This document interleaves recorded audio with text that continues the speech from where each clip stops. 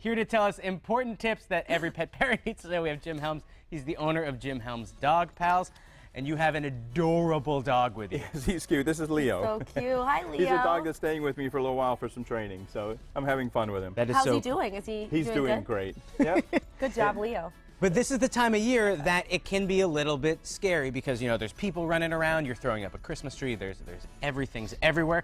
So why don't we talk first, what are some dangerous holiday plants for your pets? I mean, if you think about anything you're just going to be coming in new, poinsettias, mistletoe, holly, those types of things can be very dangerous. And not just for dogs, it could be for your cats as well, because especially if you put them on the counters and the cats can get up there. So you want to be careful with different types of plants that you bring in. And if there's something a little bit different, I mean, even simple as daffodils can be dangerous. I mean, go online and try to find out. Just search most dangerous plants. And your pet doesn't know because it tastes great. Right. And then they just want to go up and they're try sick. it. Yeah, and then that's a terrible idea. And that being said, you have a lot of people out and coming in. There's buffets sometimes, or there's candy scattered around the house. You want to be careful about some certain foods, too. What should we be careful about with food? I mean, some of people know the basics, chocolate, raisins, grapes, stuff like that. See, I didn't know raisins and grapes. Those are bad for dogs? Very bad for dogs. Wow. All right, onions can be really bad for your dogs. And so sometimes people want to give those leftovers, and those leftovers may have some of those ingredients in there.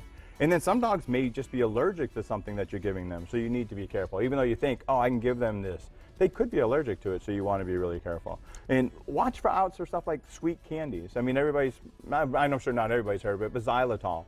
It's basically an artificial sweetener that goes into candies, cough syrups, kids type stuff that is really dangerous for your pets. Oh. So you want to make sure whatever you're giving them, I believe in giving our dogs human foods. If you read your dog food label, they're human foods, just not human quality. But you need to make sure that you're giving them good food. Right. Make sure that you're giving him stuff that you no would sugars, wanna no eat. huge carbohydrates, That's no good syrups, that Good type of stuff. stuff. Right. Right. Yeah. Exactly. Now, we also want to outfit them well for this season, too. We have two fake dogs here, Yep. but they are well equipped. So what do we have on these pets? Well, some of the things you want to think about, like this little guy, he's been out with me. I mean, we're going everywhere. I'm socializing him. He's got this nice little sweater on here. It's a hoodie, and it's so cool. Yep, but I mean, he gets cold out there. Yesterday it was raining, and he was outside with us, and he started to shiver. We put on his coat to keep him warm. So you want to think about keeping your pet warm. And like I say, yesterday was a bad day because of the drizzle. I mean, this type of coat here can, again, keep that rain off. What I worry about a lot with my dogs, I have 4 Australian Shepherds, is safety in terms of being out in the dark. So something like that bright uniform, especially now, hunting season just started. And these here actually come with a light. There's a light on there that blinks. Really? So I can actually see my dogs running around outside in the yard in the dark with that light. And one of the other big things that I like to tell people, you don't necessarily have to go with the dog boots like that are down there. Those are so hip.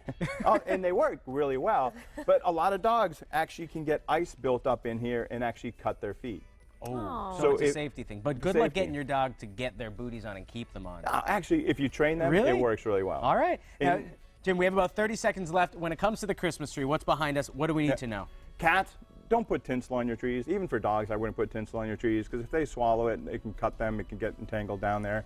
The balls, if they break, if they're glass, jagged your glass, dog yeah. can get cut. And a lot of people don't think about the water that they're putting in your tree. If you're putting other types of preservatives in there to help keep that tree last longer, those preservatives could be dangerous for your dog. Right, And if even they some of wanna the go get a sap drink. from the tree. The sap can actually be irritating to them as well. So you want to be really careful up there. And there's going to be a pet first aid workshop at Dakin, and Yes. we're going to be talking about that later in the show. Yep, Yeah. I teach that. It's a great class. I've never had anybody be unhappy with it, and I've had vets, vet techs, all kinds of dog people in the class, pet or cats too. Yeah. I'm just a dog guy. Jim, as always, great tips. And I love this dog. Leo, He he's can so stick around here all day if you want.